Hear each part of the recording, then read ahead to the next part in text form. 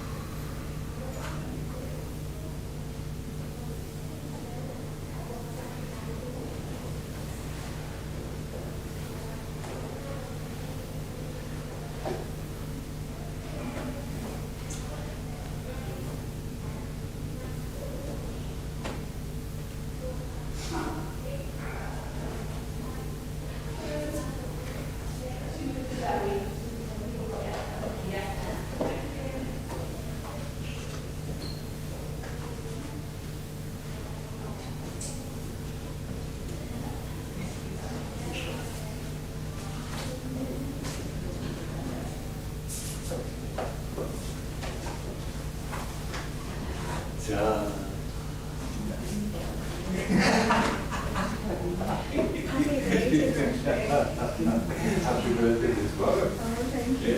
Halloween day as well. Happy birthday. I can't really. Oh, you're so kind. I thought it's great to see you. Likewise. Yeah, it's ages since you've been. I know, I really missed it. Oh, So, have you had a break from work? No, tomorrow. Tomorrow Yeah. starts the break. Yeah, just one day. Just one day for Yeah. your birthday, yeah. Yeah. And then you have those. And then I'm away next weekend. So Okay. it'll just be nice. Well, one day. Nothing's there. It's really, I know. really amazing. Have the lion, do some chores. Catch up with I know, I hope so. Especially if I'm missing this, but I'll catch up on it. Yeah, it's quite significant. I've been contemplating it, researching it. It's very interesting. It can solve a lot of problems. Yeah. Because we do think so much comes from our past. I mean, I think it would be just like it's such a peaceful state of mind. Yeah. Completely peaceful. And we'll see what we can do. Sounds I'd good. like to do just to meditate the whole session of it, Yeah. the whole two sessions. Yeah. You know, on certain aspects of Yeah. letting go. I'm sure it'll be great. We're working on it, we're working on it. I sent it to a friend of mine. She's been going through some hard times. It's like everything that could go wrong has gone wrong. So. Yeah. Do you know what book maybe I could recommend? I mean, she's not great with reading, but I might give her like the audio version. Yeah, how to transform your life. Yeah, that's a good one. Perhaps the most accessible. But then how to solve your human problems. yeah. There is more. Do you like that one? It's really good. When it goes into depth about how we shouldn't be patient, how we lose our patience. Yeah. Getting away with people and why we do it. That is just, it's just it's never been illustrated in that way before. And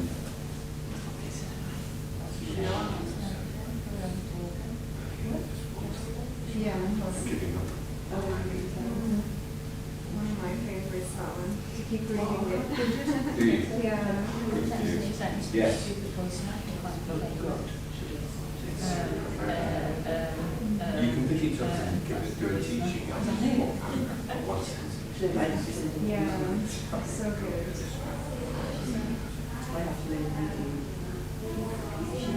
So the heart journey you're doing in the mornings now. I think I need to buy the book because I had an old book and I was trying to I ordered it from here, but it's, I don't know if it's a new version or something. I've wanted to do it. Yes. No, it's not necessarily a new version. Do you mean the book itself, or the Sedona, the actual trail? Yeah, well, I have the book, but the Sedona's in the back. Yes. But it doesn't, I don't know, it didn't quite, it was all the same for a point, and then at one point it just kind of went off to the side, but it must be any good, because there's so many new versions. No, I saw there's a new one on the website. There's a new one too. Yeah, not like your website, but yeah. So I was wondering whether I need to buy that one then. It'd be nice I was if going you to knew. ask you if you've got the.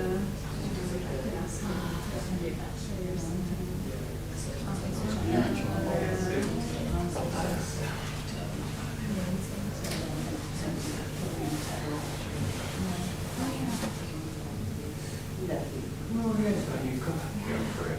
Go for it. You don't have it here.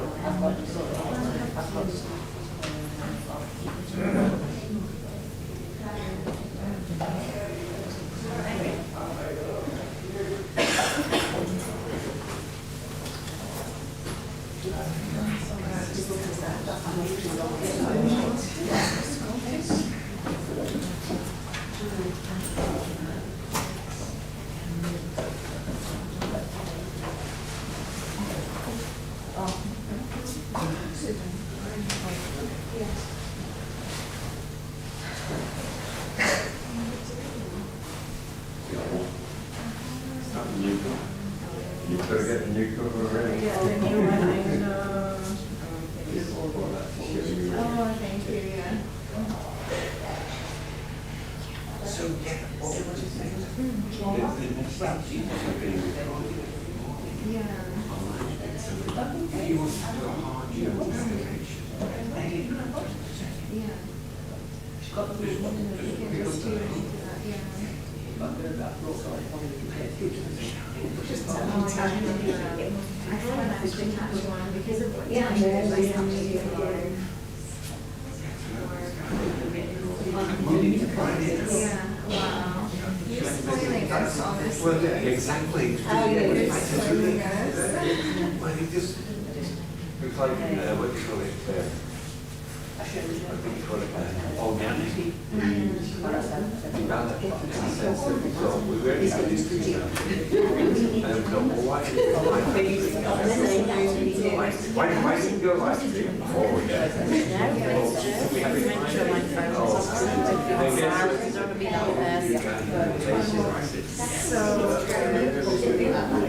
Right. Okay, guys. If I can remind you all to switch off your phones, put them on silent. Put them outside the door, out in the garden. Yeah, welcome anyway. See.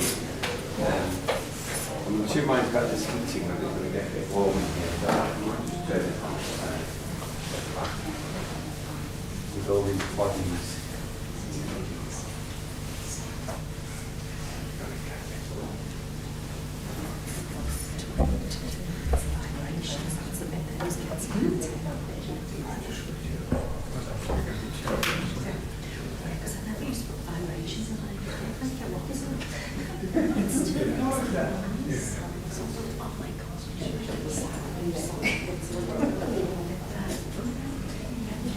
One thing after another, so I'm not sort of being handled online. How was it? Yes, not sort of done. Yeah. But yes, I don't want to be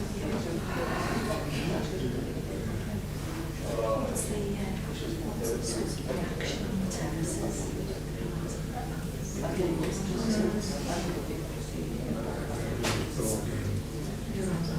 Yeah, just a visual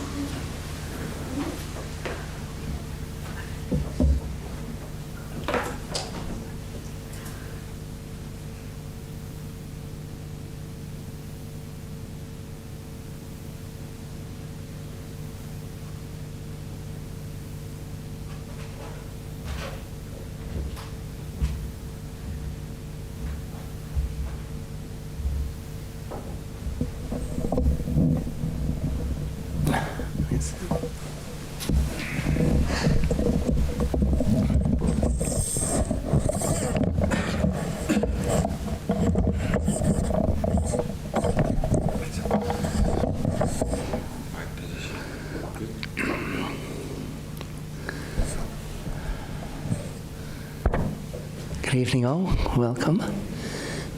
So,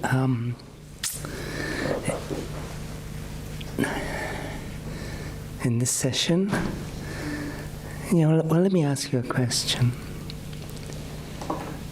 So, we're trying to become the best we can be.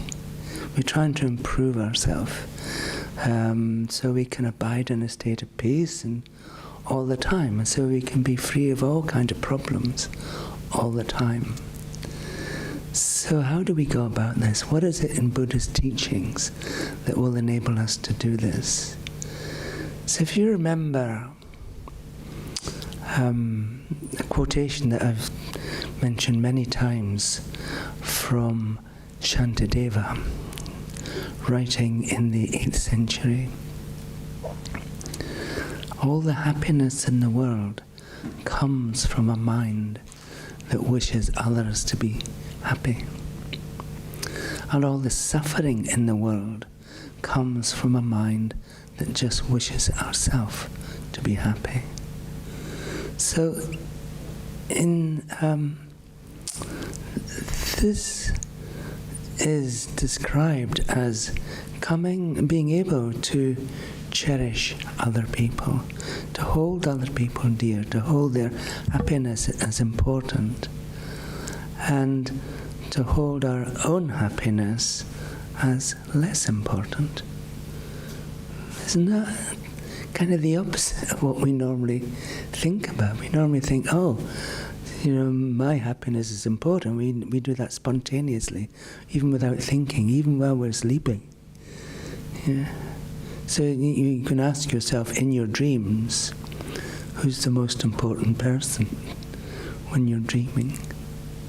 It's always ourselves. It's not the other people. And so the problem is, how do we turn this round? If Shantideva and countless other people from 2,500 years are saying the way we can find our own happiness and freedom is to cherish other people and to stop cherishing ourselves. It's quite a task, isn't it? Quite a task. Because we so, throughout most of our life up to now, we've done exactly the opposite. We've been cherishing ourselves all the time. And there's one or two people that we care for, that we cherish, but not that many. So we haven't got many opportunities to do what is the real cause of our own happiness, to cherish other people.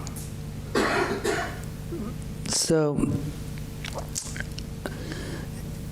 the beginning of this whole process of transforming our mind is learning to cherish other people. It's something we have to learn. It's strange, isn't it? We have to learn how to cherish other people. And then beyond that, once we begin to start that, we improve our practice of cherishing other people until it becomes so strong, our cherishing of others becomes so strong, and our cherishing of ourselves becomes so weak that we just experience more and more joy and happiness, paradoxically. And eventually we end up with the practice called exchanging self with others, exchanging our concern for ourselves with our concern for other people. So as I said, we cherish others more than we cherish ourselves. And in that way, both love and compassion will grow in our mind. Love and compassion will grow in our mind until it becomes spontaneous. So if we engage in this process of learning to cherish others, we end up just spontaneously developing our minds of love and compassion. And that's what takes us forward. That's what takes us towards a state of becoming the best we can be.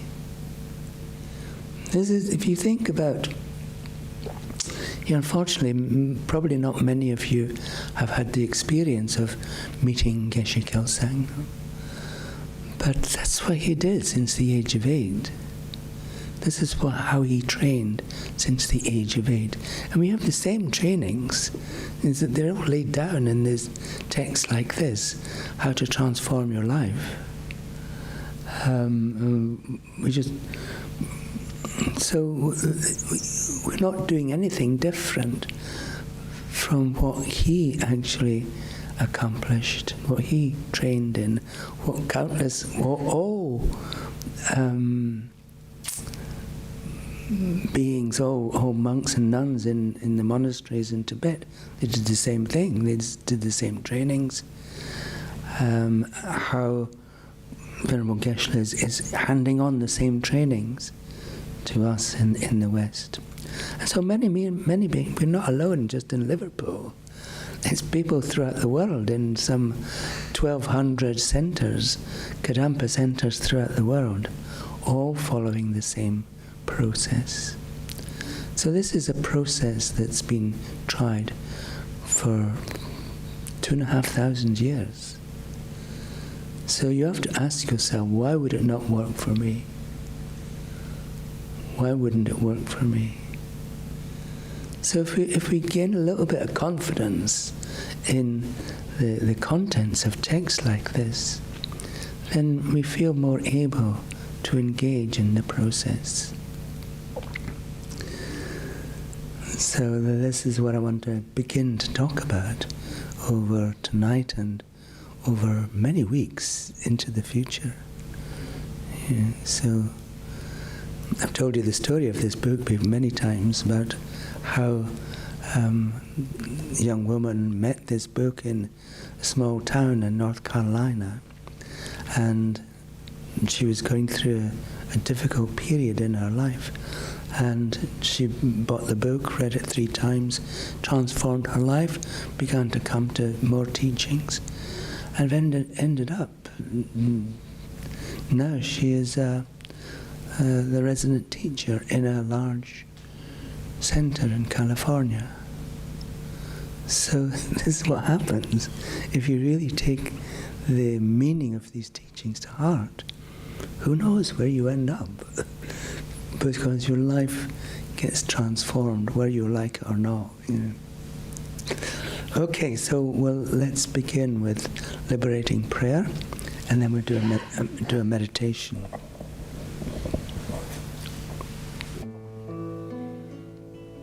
O Blessed One, Shakyamuni Buddha, precious treasury of compassion, bestower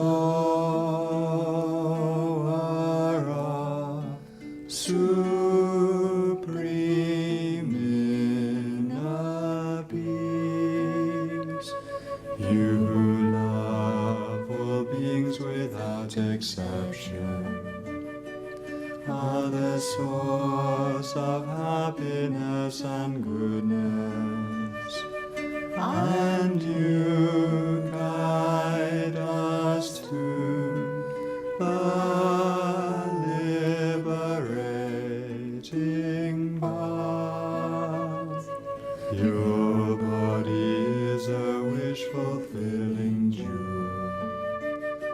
Your speech is supreme purifying nectar, and your mind is refuge for all living beings.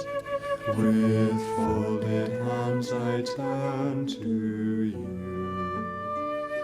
supreme unchanging friend.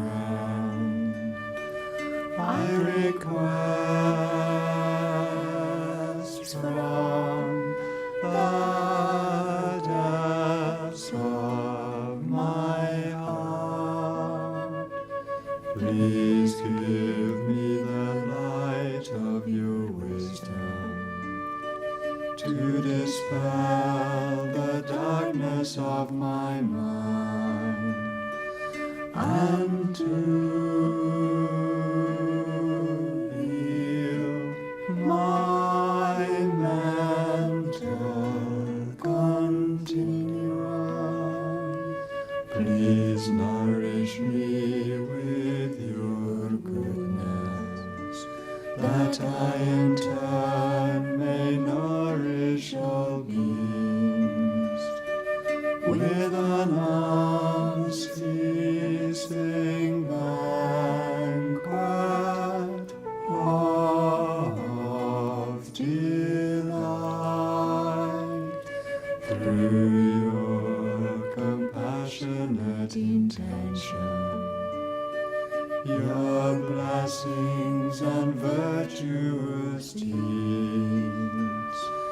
and my strong wish to rely upon you, may all suffering quickly cease, and all happiness and joy be fulfilled, and may Holy Dhamma flourish forevermore.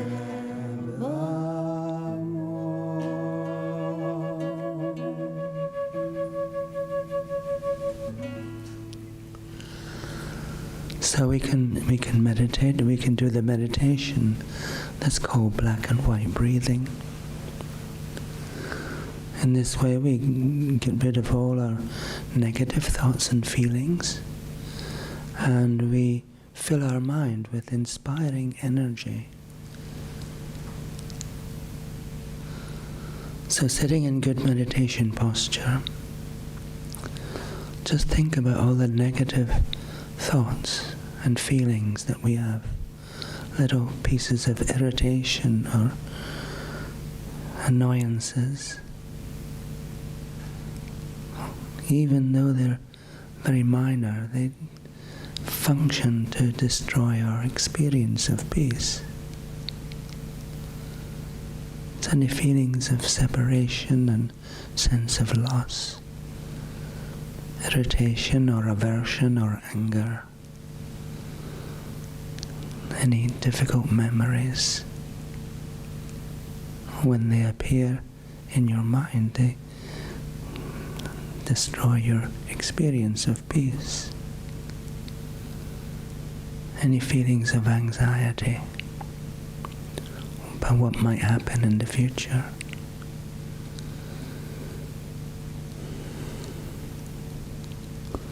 Any feelings of jealousy.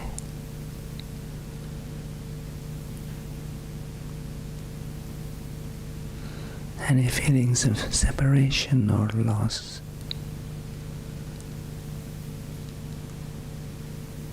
Or frustration. All of these little pieces of mental energy, imagine they all transform into black smoke. Every last piece of this negative mental energy transforms into black smoke. And this smoke gathers inside your body at the level of your heart.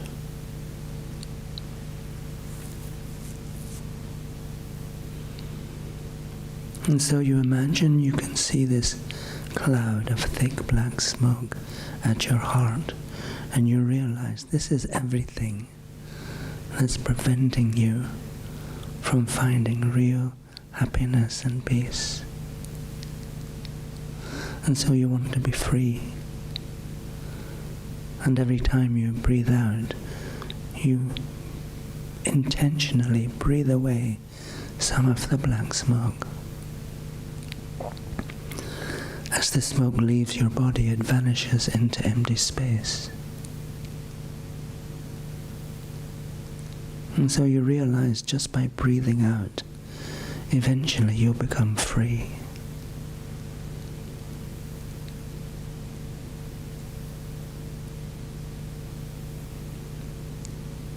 And then every time you breathe in, imagine you're breathing in white light. This light is the good wishes or blessings of all holy beings, all those who have gone before.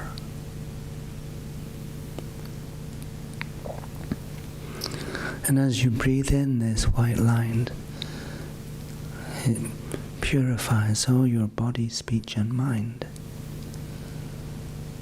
and fills your mind with positive energy, inspiring thoughts and confidence. So you're breathing out negative thoughts and feelings, and breathing in positive energy, inspiring you to have amazing thoughts, beneficial thoughts, and confidence. And so you simply sit in meditation like this, breathing out black smoke, breathing in white light.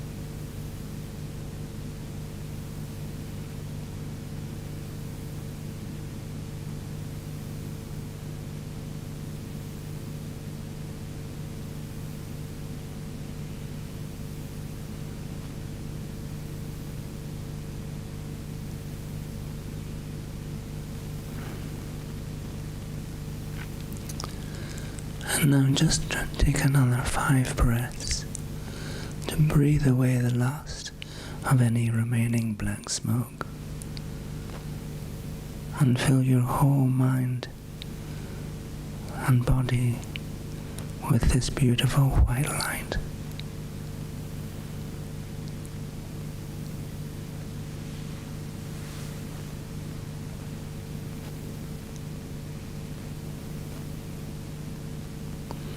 Really imagine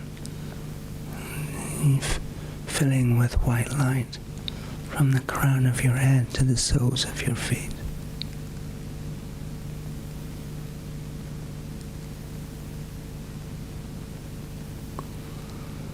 Feel your mind becoming lighter and lighter, more energized.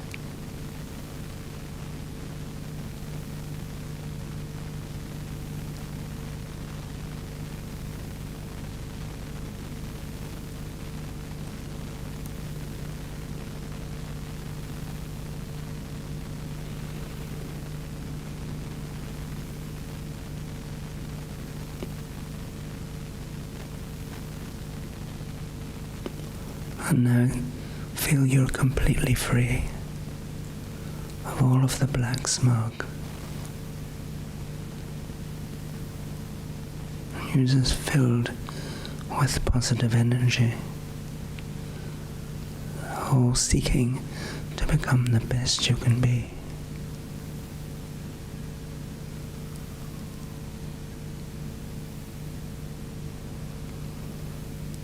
So now you can begin to relax your concentration.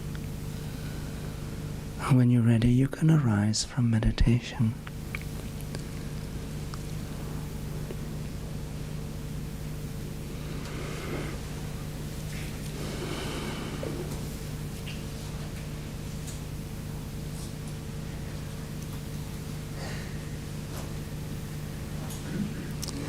So there's 2 chapters in this text. You can have this text for free in a digital version. If you prefer a hard copy, I think we have some hard copies. So 2 chapters here. One is called Learning to Cherish Others, and the other is called Enhancing Cherishing Love. Enhancing Cherishing Love. So what do we have to do to learn to cherish others? It's interesting. We kind of have to develop the mind of gratitude. Excuse me. Do you think I can have some hot water?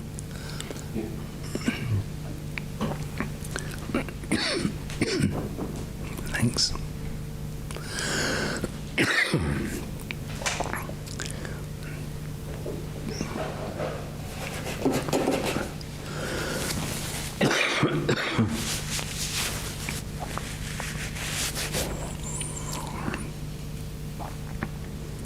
Yeah, we kind of have to develop a mind of gratitude that begins to realize that we experience a great deal of benefit, even when we're not thinking about it. And where does this benefit come from? Thank you very much. Where does this benefit come from? It comes from other people. And often we're so busy thinking about ourselves, we kind of ignore the fact that we receive this benefit from other people.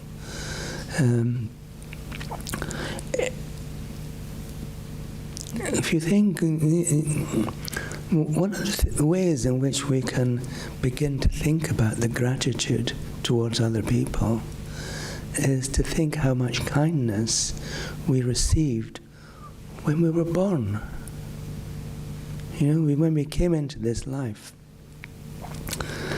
if we were just left alone to look after ourselves, we wouldn't have survived for very long.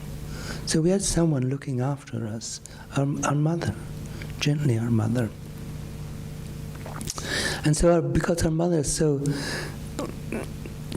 keen to cherish us, she does whatever it takes, even at often great cost to herself, to make sure we're okay.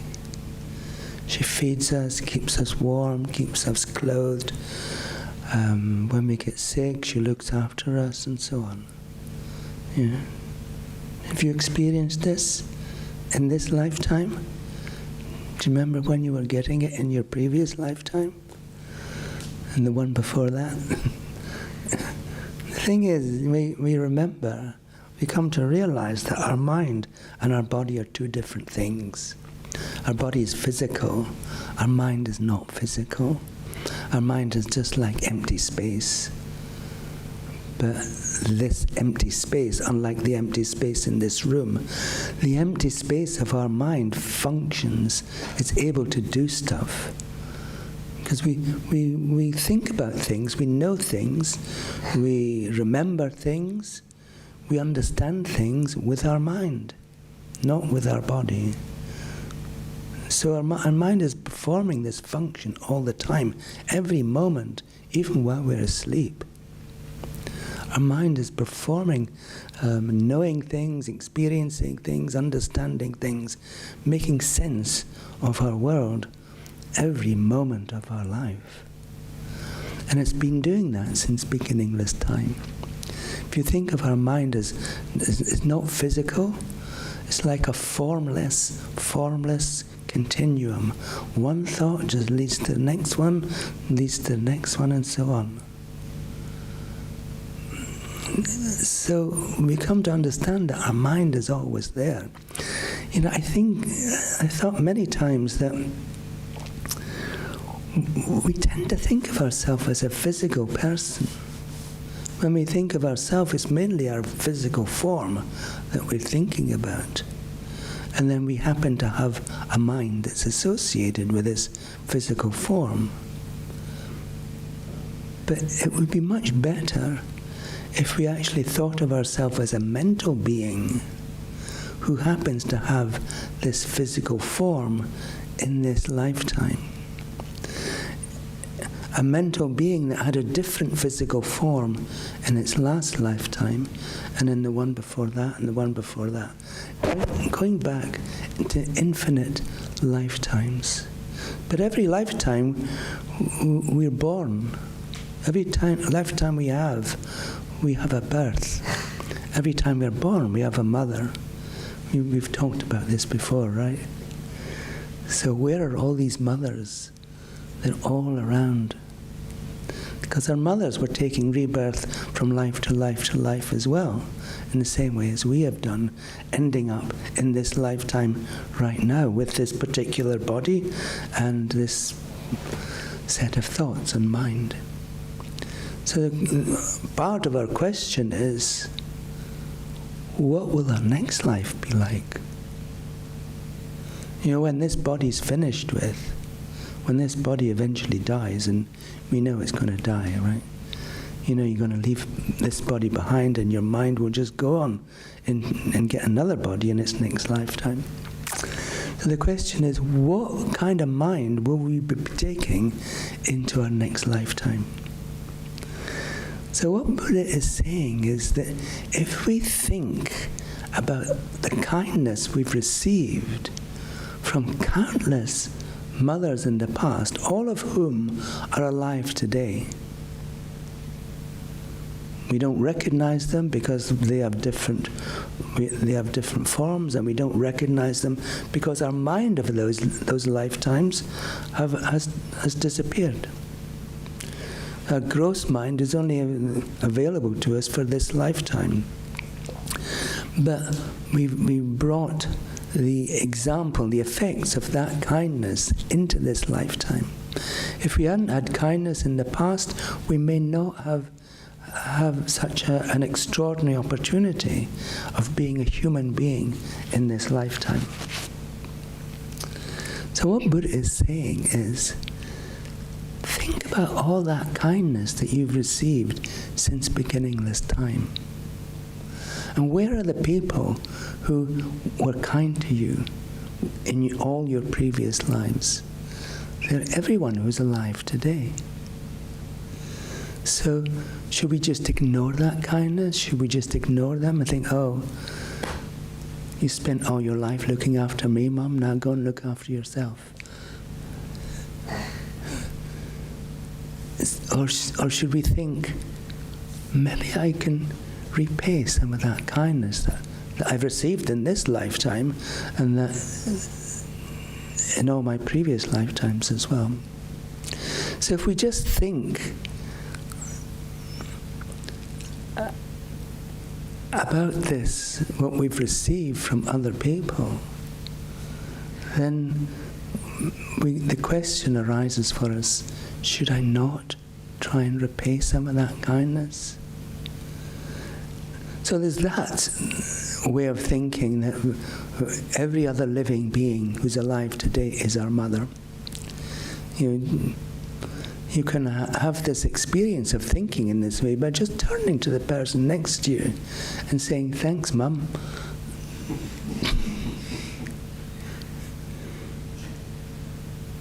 Now it's my turn to help you to repay some of the kindness that you gave me in this very lifetime, or in some lifetime in the past. So if we think in that way, then this feeling of gratitude can begin to grow. Also, we can think of everything that we own, everything we possess, actually comes to us from the kindness of others, from the actions of others. Everything that we enjoy, everything that is important in our life, that we think makes our life better, all the stuff, the clothes, the mobile phone, and so on, we talked about many times. All of these things come to us by the actions of other people. And you may think, well, they're not specifically thinking about me when they're assembling this mobile phone, or they're not thinking about me when they're stacking bags of coffee on the shelves in Tesco's. But it doesn't matter. It doesn't matter who they're thinking about. As soon as we take the bag off the shelf, as soon as we lift up our mobile phone and start using it in such a way it brings us benefit, then we benefit from the actions of other people. And so think about everything that you own. If you take away everything that's provided to you by the actions of other people, if you take away everything like that, what have we got left? Virtually nothing. Virtually nothing. Our specs, our watches, our clothes, everything. This place provided for you to learn how to become the best person you can be. So we come to realize that we're not kind of like an isolated island floating in a big ocean with no connections with any other island. We're actually an analogy like a cell in an organic body. One cell in an organic body that is connected to every other cell in the body. And so our happiness is dependent upon all the other cells in the body of life. And in the same way, the happiness of all these other cells is dependent upon us. It's affected by our actions, and their actions affecting our happiness. So if we think about this interdependence, then we can see how if we act to make others happy, then it kind of feeds back to us in some way or other. Because we're repaying that kindness. This mind of gratitude is developing in our mind, and we're repaying that kindness. So here in this first chapter, Learning to Cherish Others, what Venerable Geshe is doing is putting out really good arguments that can convince us it's appropriate to cherish other people. It's appropriate. There's many good reasons that enable us to benefit other people. And then secondly, in this chapter, there are many benefits that come from this mind of cherishing others. When you're cherishing others, and we follow that mind with actions of speech and with physical actions, then we generate a vast amount of positive energy. It's called merit. And we need merit to pursue a spiritual journey. It's like if you're going on any kind of journey, you take with you enough money to see you through the journey, enough resources to get you through the journey. And so there's merit, because the resources that we need for engaging in a spiritual journey is what's called merit. Merit and positive energy, the same thing. The more positive energy we have, the easier it is to meditate on learning to cherish others. The easier it is to go to Dharma centres like this. The easier it is to go to the UK Dharma celebration, which starts tomorrow, by the way. So if you've got any spare merit, you should go. So, yeah, we understand that we need to engage with Buddha's teachings. We need to learn what they are and then bring them into practice. To do all that stuff, we need positive energy. And part of that positive energy comes because we have a mind that wants to benefit other people. Also, if we're cherishing others, it's opposing. This mind of cherishing others is an opponent to our own normal negative minds that wants to get angry with other people. Yeah. You know what it's like when you get angry, when someone's irritating you. You want to speak badly to them. You want to tell them to go away or say something that was going to hurt them or retaliate towards them. But if we're cherishing someone, if we're wishing them to be happy, one of the nice things about our mind, we only have one type of mind at a time. So if we're cherishing others, then these other negative minds cannot arise. Yeah. If we keep this mind of, I'm just going to focus on cherishing others, I'm going to do it all day, then this mind of getting irritated with other people cannot arise, can it?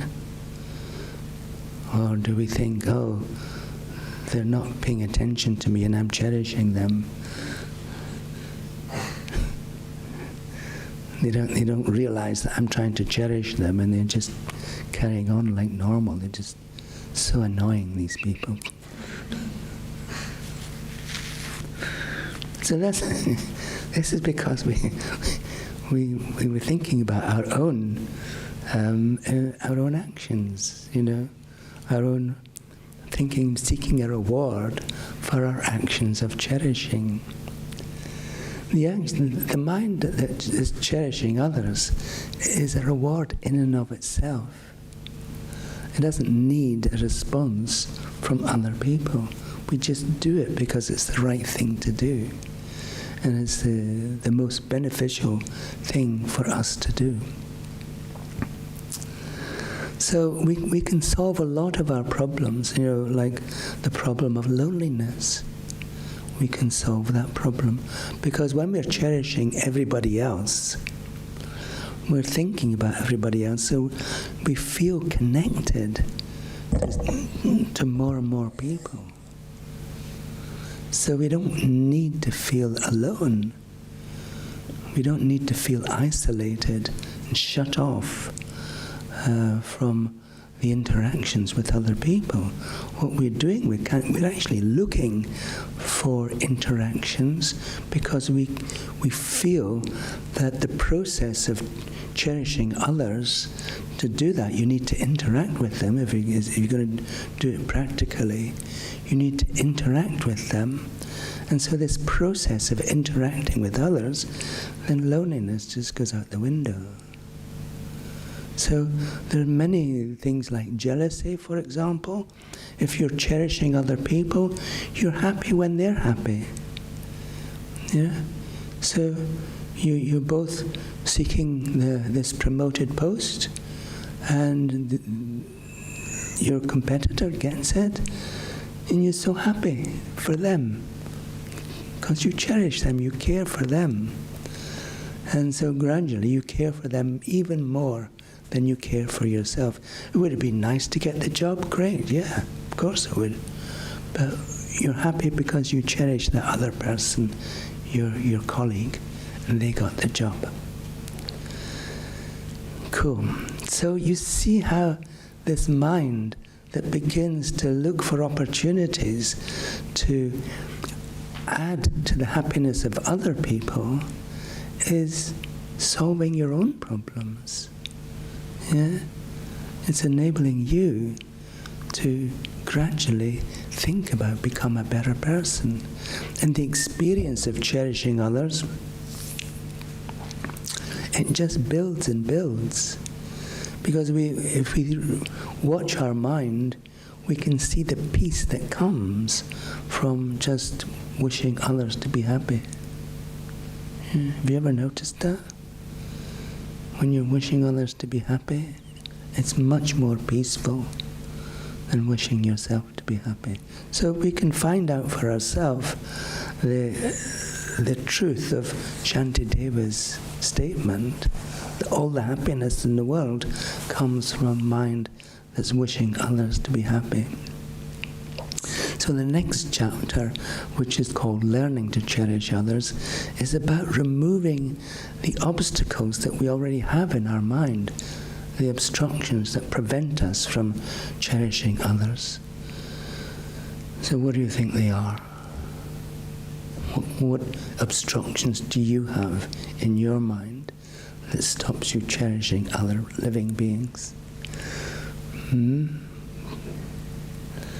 Well, let's think about it. Because we all have the same ones.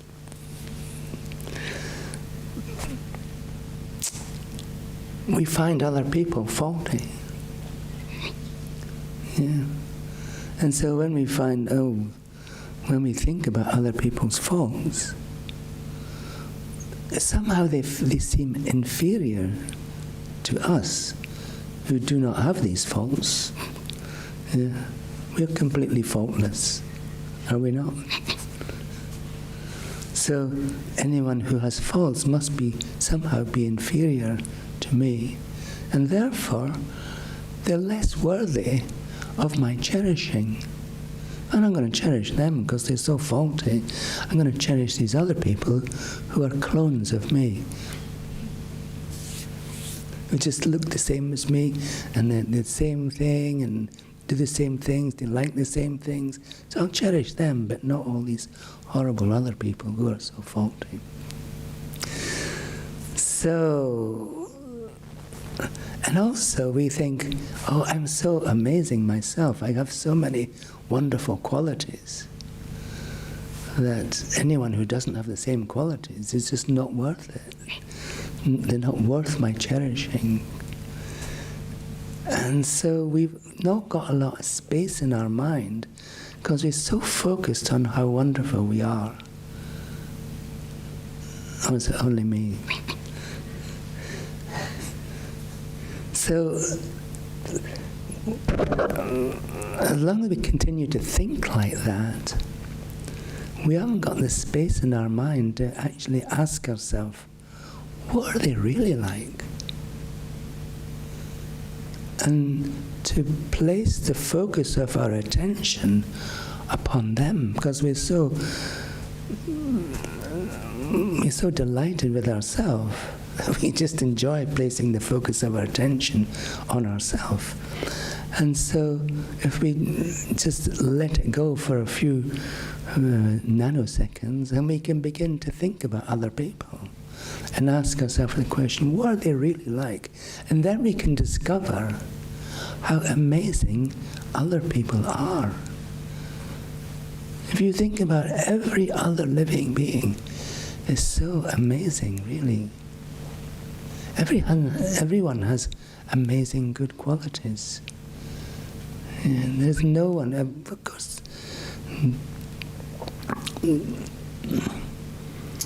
For example, if Venerable Geshe-la were to reappear in this room, do you think he will see any faults in you?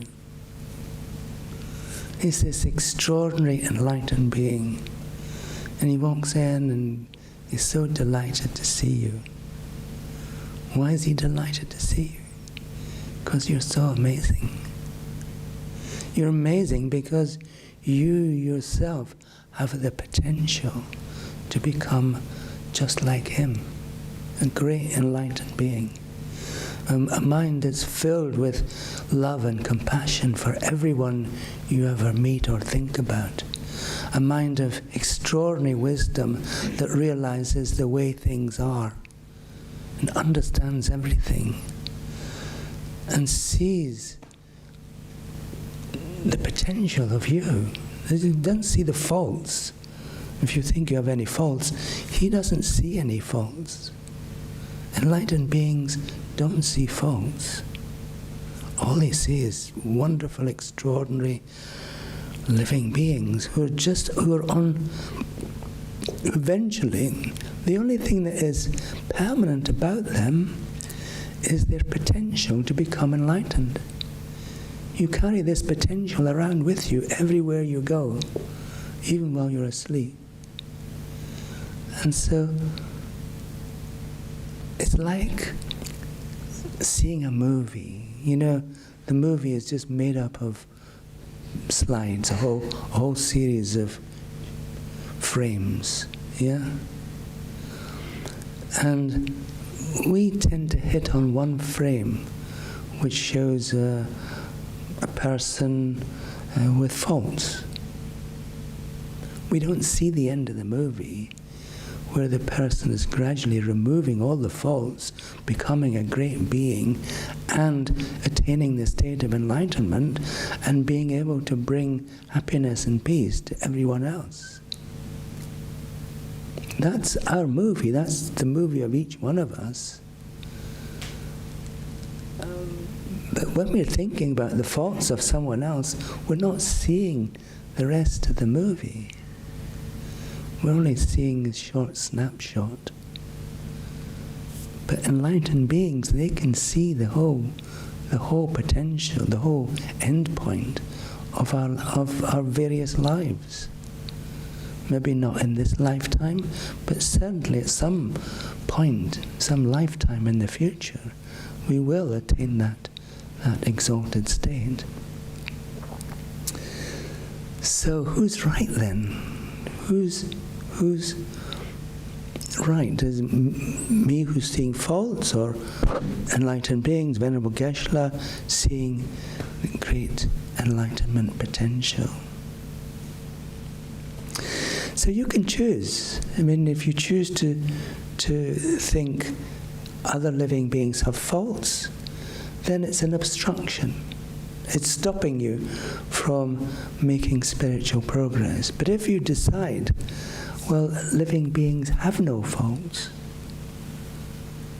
Living beings have no faults. And you know, we can just decide to have that mind. We can wake up in the morning and say, oh, I'm going to stop seeing faults in other people today. Yeah. And just make the determination. Because the only thing that I can really control is me, my own mind. And that I can practice doing. The more I practice controlling my mind, the easier it becomes. So today, I'm going to focus on not seeing faults in other people and see how it goes. Yeah.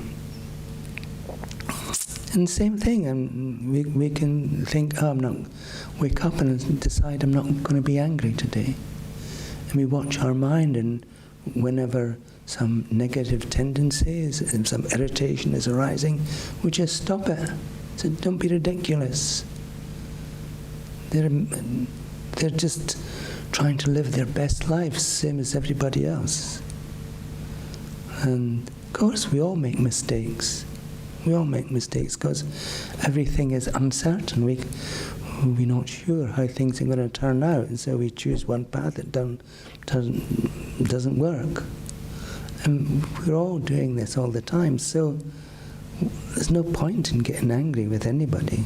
There's a nice analogy. It's like holding a hot coal in your hand and wanting someone else to suffer. Yeah.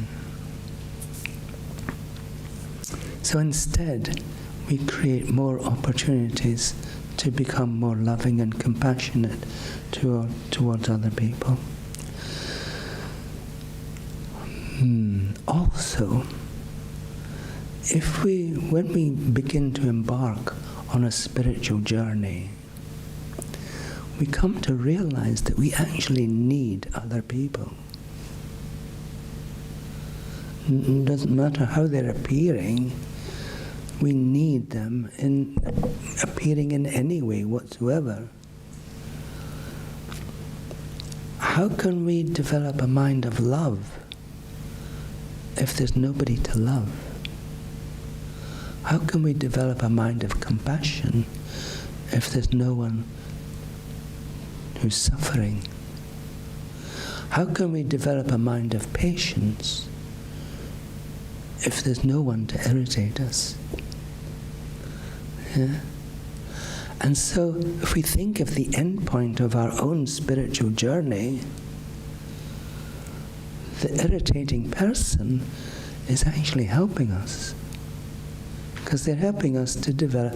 If we're able to understand this, if we practice patience when someone's irritating us, or if we're practicing patience with, when our world is falling apart, if we're able to keep a happy mind when in situations like that, then our mind is becoming stronger and stronger. And you can't really think that between now and the end of this life that everything is just going to be easy peasy. We're going to have a mind that's able to deal with all the storms and difficulties and hurricanes that are coming our way. Because we live in a state that's called samsara. You've heard this word before. We live in samsara, which itself is the nature of suffering. Anybody free from suffering today? Anyone expect to be free from suffering tomorrow? Suffering is the real nature of samsara that we're stuck in. We're stuck in because our mind is impure. But the more steps we take to purify our mind, to reduce our self-cherishing and come to cherish others, then our mind becomes more and more pure. So training our mind to become more pure is what's taking us out of suffering, what's taking us out of samsara. So we need the irritating people around us. We need the people to be able to love. We need people who are suffering so we can see their compassion and respond with a compassionate mind. I wish they weren't suffering.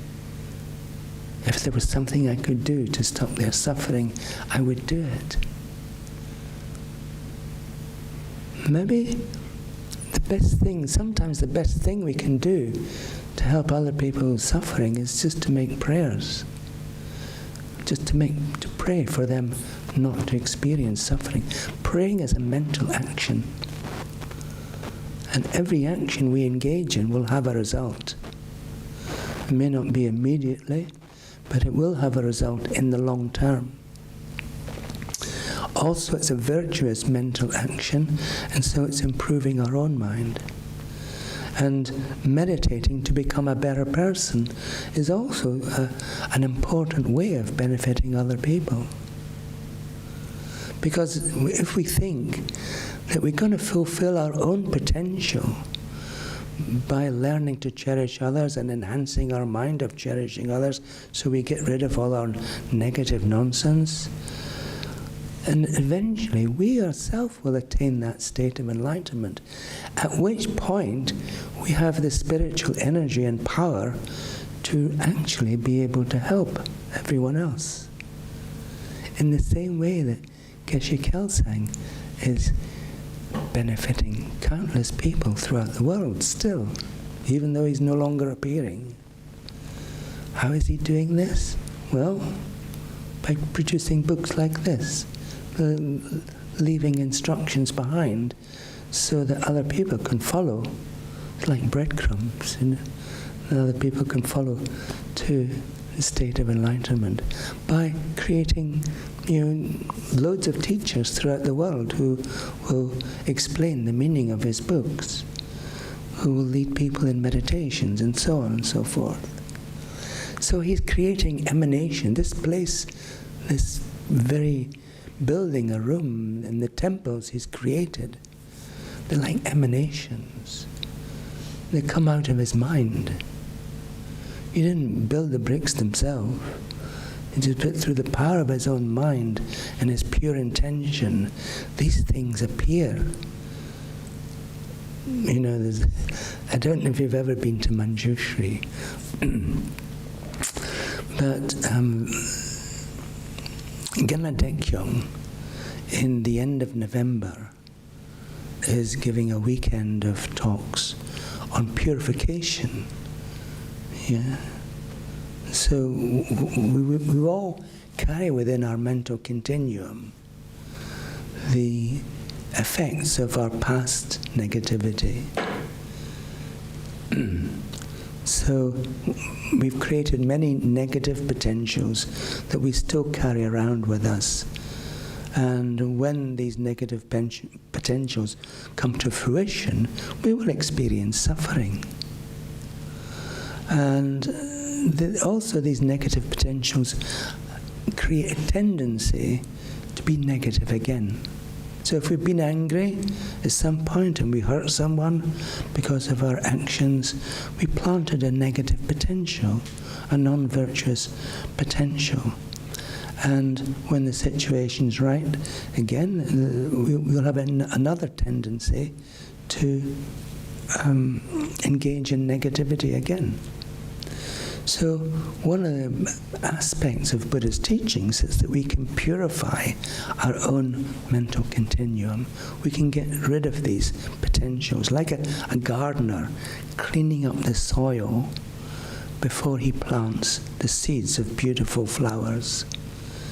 Because if you don't clean up the soil and the gardener plants seeds of beautiful flowers, maybe the weeds will just choke off the beautiful flowers.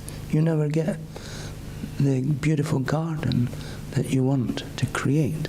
So we need to get rid of all the weeds out of our mind. And the practice of purification enables us to accomplish this. Actually, so that's at the end of November, but at the beginning of December, we're having a 2-day retreat on the same purification that Gana Dekyong will teach. It's called Vajrasattva, the purification of Buddha, Vajrasattva. So, what was I going to say? Oh yeah, if you ever get to Manjushri, I would encourage you to go to sign up for the end of November. There you see a temple which itself is an emanation of the mind of Geshe Kelsang, and there are another 5 temples throughout the world just like that. So when you become an enlightened being, you'll be doing the same thing. You'll be emanating other teachers, other books, other temples all over the world. And so this is how Buddha's teaching spread, like just organically from one person's mind to another person's mind. So, well, maybe we should finish with a meditation.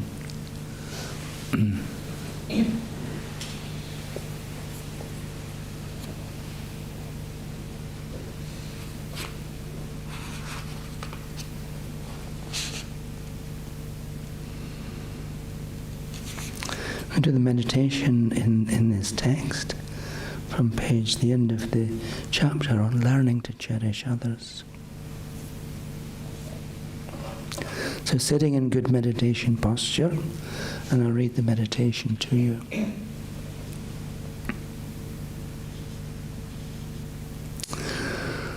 The mind that cherishes all living beings is extremely precious. Keeping such a good heart will result only in happiness for ourselves and all those around us.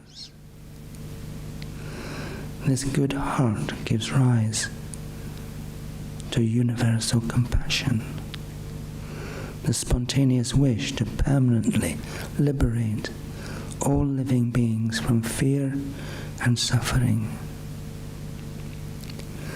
This eventually transforms into the universal compassion of an enlightened Buddha, which actually has the power to protect all living beings from suffering. In this way, cherishing others leads us to the ultimate supreme goal of human life. Cherishing others leads us to the ultimate supreme goal of human life. And so we come to this mind. There's a determination. It's like, this is what I'm going to do. Whatever else I do, I will do this. I will cherish all living beings without exception, because this precious mind of love is the supreme method for solving all problems and fulfilling all wishes.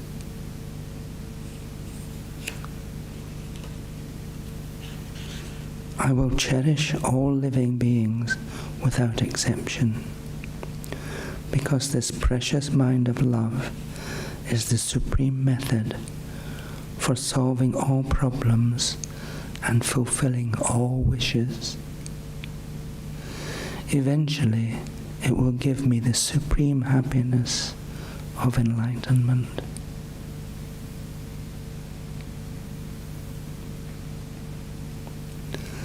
So we meditate on this determination. I will cherish all living beings without exception, because this precious mind of love is the supreme method for solving all problems and fulfilling all wishes. Eventually, it will give me the supreme happiness of enlightenment.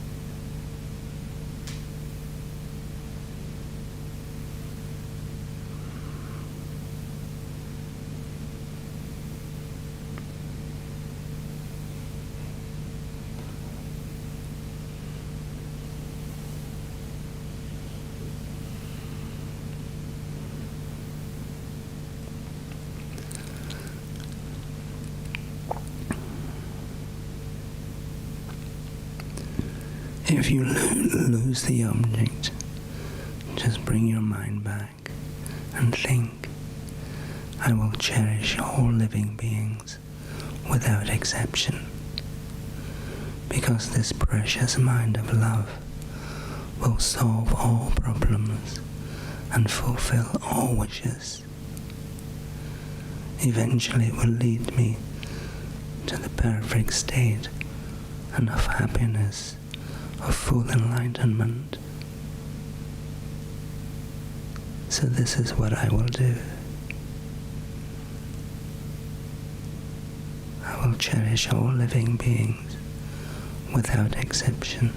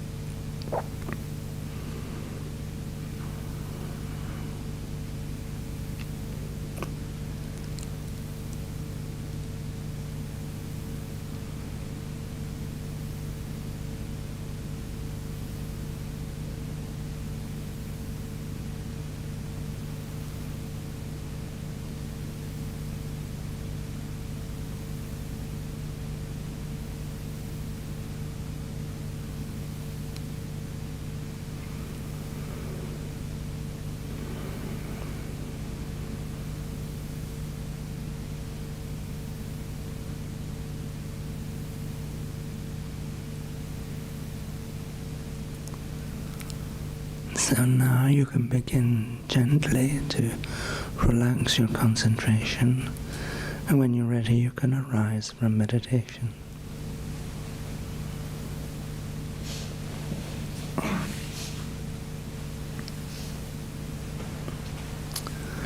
So when we're out of meditation, it's called the meditation break, which is much longer than the time we spend in meditation. But you can, if you have a meditation practice, you can meditate on this on a daily basis. You can get hold of this text and meditate on the meaning of the words in the text. But also, just try to put it into practice in your daily life. Try to practice this determination to cherish all living beings without exception. And so I would also encourage you to try thinking that every person you meet is your mother. Every person you think about is your mother, no matter what they look like. You know, whether they're male or female or a dog or a cat or whatever, this is my mum. Yes. Sorry, Mum, how did you get like this? You know, with your body covered in fur, you know. what were you doing last life, you know? How can I help you? How can I protect you in this lifetime so you get another fortunate human rebirth? So we just, you see, just experiment for yourself. It may seem strange, but it's something that works. You know, if you know, like I said, if you think of this person sitting next to you as your mother, you know, there's a different connection that you have. Maybe it's real, but there's a different connection that you have. And it becomes so much easier to feel affection and the wish to cherish them. So, if it works, why not use it? You don't have to tell them that's what you're thinking. But all you're working with is your own mind. Oh, this is my kind mother. How can I repay her kindness? Okay? Go to it then. Thank you.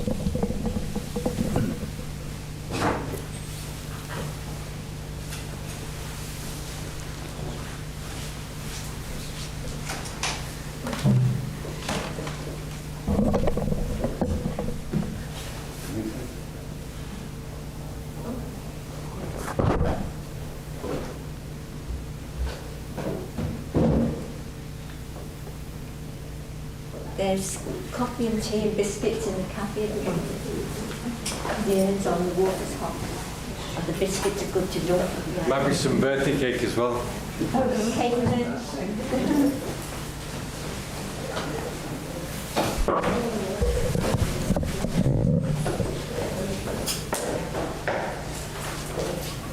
Don't forget, everyone's your mother.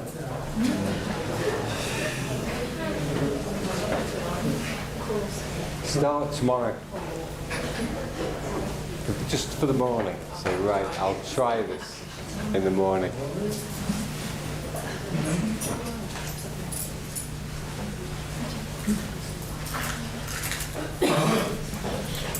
You stopping for a cup of tea? Yeah, why Right. not? I'll go out and see you in there. See you. You stopping here?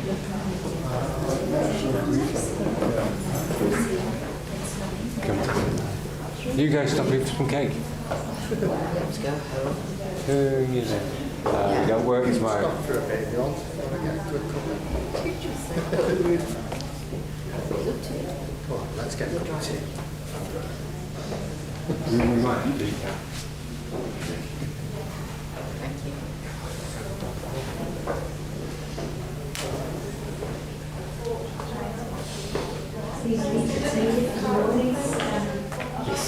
Yes, good question that. I'll just I made it, you know, you said you want hot water for them, and I've made it warm, and left it, put the hours in out, it knew that it was a joke, but left it, and I've made it with one thing, it's off, and I've been a cool. And then he said, I don't Very, very cool. Right, let's go and get it. It's the milk out. oh, it's in the fridge. Come and do the milk now. Come and do the milk. You look after them. I've got to dash upstairs.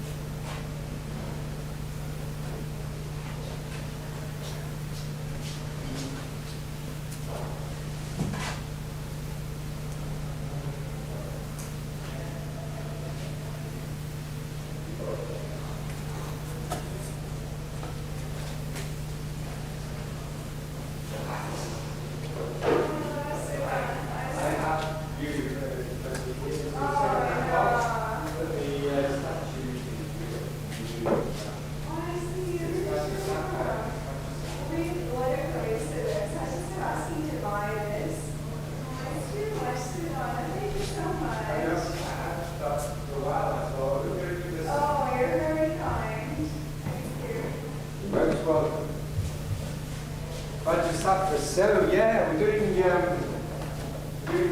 Carpenter Queen every afternoon. Oh yeah. And then the following weekend after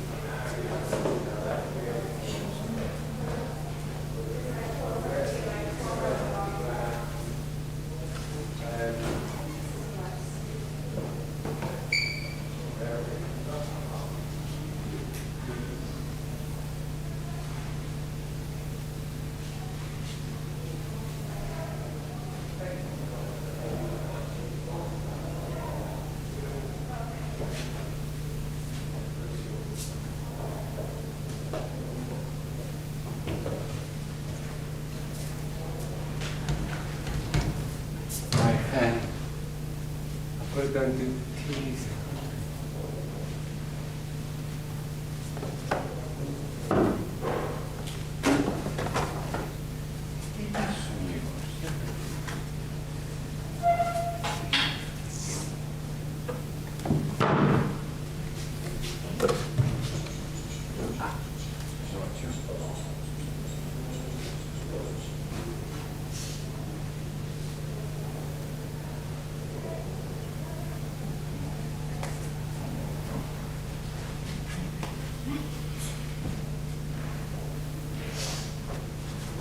No.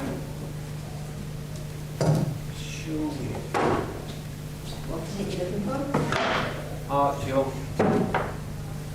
No.